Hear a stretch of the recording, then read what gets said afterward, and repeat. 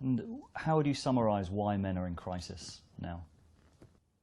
I think it's because in a deep level, the West has lost faith in the idea of masculinity. Now, that's no different than the death of God. It's the same thing. And Nietzsche knew what the consequence of that would be. I mean, that's most of what he wrote about, you know, and so you'd say, well, the divine symbol of masculinity has been obliterated. Well, so then what do you expect? What's going to happen? That means masculinity is going to become weak. And especially if the symbol is also denigrated, right? Which it definitely is. So what that means is that the ideal that man could aspire to is denigrated. And, well, then with your ideal in tatters, you're weak. That's definitional. So I think the reason that men have been responding positively to my thinking, let's say, is that I don't buy any of that. I like the masculine spirit. It's necessary, and it's not fundamentally carnage and pillaging. It's not fundamentally rape culture. You know, it's not fundamentally world destroying. And all of those things have been, all of those aspersions have been cast upon it. That's partly the guilt of Western society for technological progress, even. And those are reasonable challenges to be set before men. But they're not reasonable accusations to swallow without criticism. What is a masculinity we can aspire to? Well, it's responsibility fundamentally, and it's to put it symbolically, is that your responsibility is to incarnate the spirit of the Logos. That's your responsibility. That's your role in life, and that is independent to some degree in whether or not you accept the idea of a transcendent and eternal reality. Now, I'm not making a case for that or against that.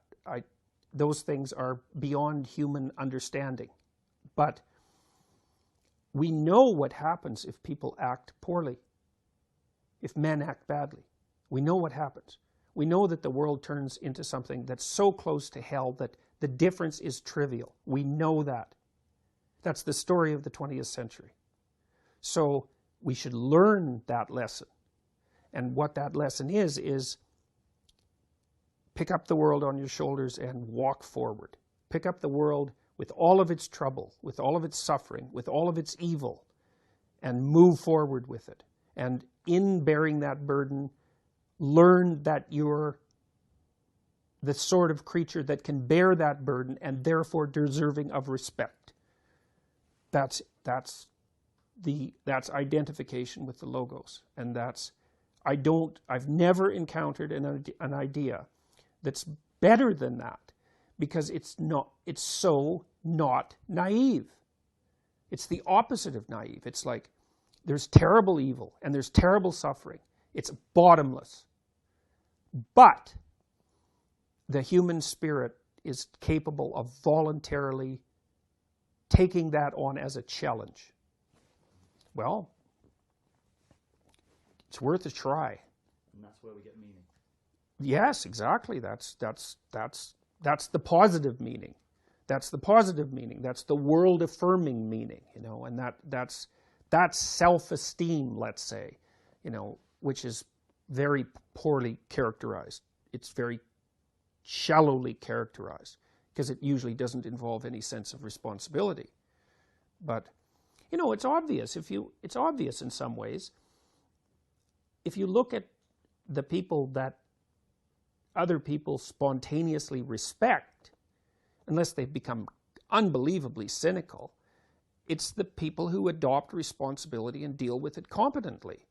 So it's not a mystery that that would be what you could aspire to. Now, it gets undermined if you feel that that force of responsibility is the raping and pillaging patriarchal culture that's despoiling the natural environment and that's equivalent to a cancer. Well, you know, no. I don't buy that.